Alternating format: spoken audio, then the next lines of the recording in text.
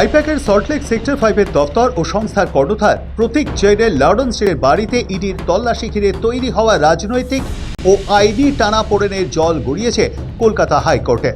তদন্তে বাধা দেওয়ার অভিযোগ তুলে এনফোর্সমেন্ট ডিরেক্টরেট আদালতের দ্বারস্থ হয়। ওই মামলায় মুখ্যমন্ত্রী মমতা বন্দ্যোপাধ্যায়কে যুক্ত করা হয়েছে। এর পাল্টা কেন্দ্রীয় সরকারের বিরুদ্ধে মামলা দায়ের করেছে তৃণমূল কংগ্রেস। শুক্রবার বিচারপতি শুভ্রা ঘোষের বেঞ্চে এই দুই মামলার শুনানি শুরু হয়। সেই মামলার শুনানি শুরু হতেই এজলাসে বেনজির বিশৃঙ্খলা শুরু হয়। দুপুর 2:38 নাগাদ পরিস্থিতির বদল হয়। যারা এই মামলার সঙ্গে যুক্ত নন তারাও এজলাসে ভিড় করে ঢুকে পড়েন। বারবার এজলাস খালি করার কথা বলেন বিচারপতি শুভ্রা ঘোষ, কিন্তু তাতেও কাজ হয়নি। এমনকি কোর্ট অফিসাররাও এজলাস খালি করার আবেদন জানান। ক্ষোভে ইজলাস ছেড়ে বেরিয়ে যেতে বাধ্য হন বিচারপতি লিখিত নির্দেশে জানিয়ে দেন মামলার শুনানি স্থগিত রাখা হচ্ছে। আদালত জানায় আগামী 14 জানুয়ারি মামলাটির পরবর্তী শুনানি হবে। এদিন এই মামলার জন্য কোনো লাইভ স্ট্রিমিংয়ের ব্যবস্থাও ছিল না। বৃহস্পতিবার সকালে কলকাতার লাউডন স্ট্রিটে আইপ্যাকের কর্ণধার প্রতীক জৈনের বাড়িতে হঠাৎই তল্লাশি চালায় এনফোর্সমেন্ট ডিরেক্টরেট। একই সময় ইডির আর একটি দল সল্টলেকের সেক্টর 5-এ অবস্থিত আইপ্যাকের দপ্তরেও পৌঁছে যায়। বেআইনি কয়লা পাচার সংক্রান্ত একটি পুরনো মামলার সূত্র ধরেই এই তল্লাশি অভিযান শুরু হয় বলে জানা গিয়েছে। বেলা গড়ানোর সঙ্গে সঙ্গে ঘটনাস্থলে পৌঁছন মুখ্যমন্ত্রী মমতা বন্দ্যোপাধ্যায়। প্রথমে তিনি প্রতীক জৈনের লাউডন স্ট্রিটের বাড়িতে যান, তারপর সল্টলেকের আইপ্যাকের দপ্তরেও প্রবেশ করেন তিনি। অভিযোগ, ইডির তল্লাশি চলাকালীনই তিনি ভিতর থেকে একাধিক ফাইল, গুরুত্বপূর্ণ নথি ও ল্যাপটপ বাইরে বের করে আনেন। মুখ্যমন্ত্রীর দাবি, কেন্দ্রীয় সংস্থা তৃণমূলের রাজনৈতিক ও নির্বাচনী কৌশল হাতিয়ে নেওয়ার চেষ্টা করছে।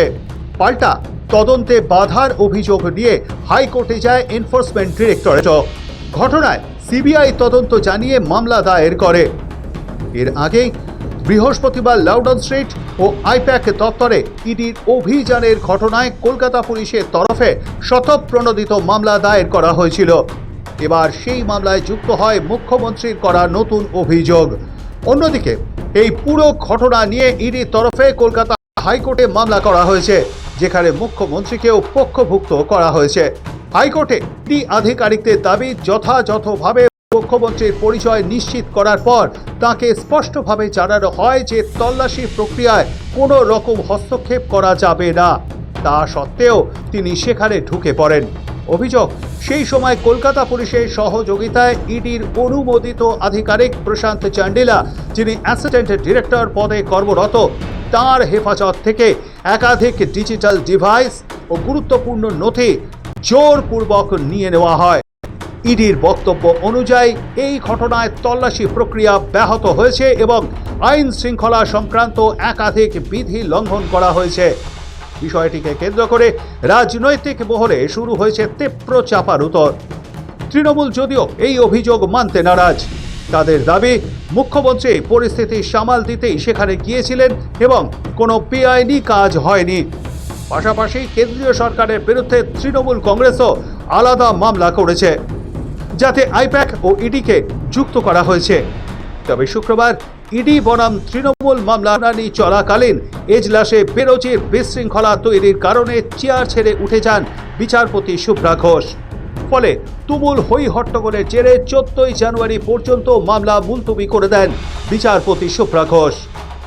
সেদিনই ইডি এবং তৃণমূলের মামলার শুনানি হবে একই সঙ্গে।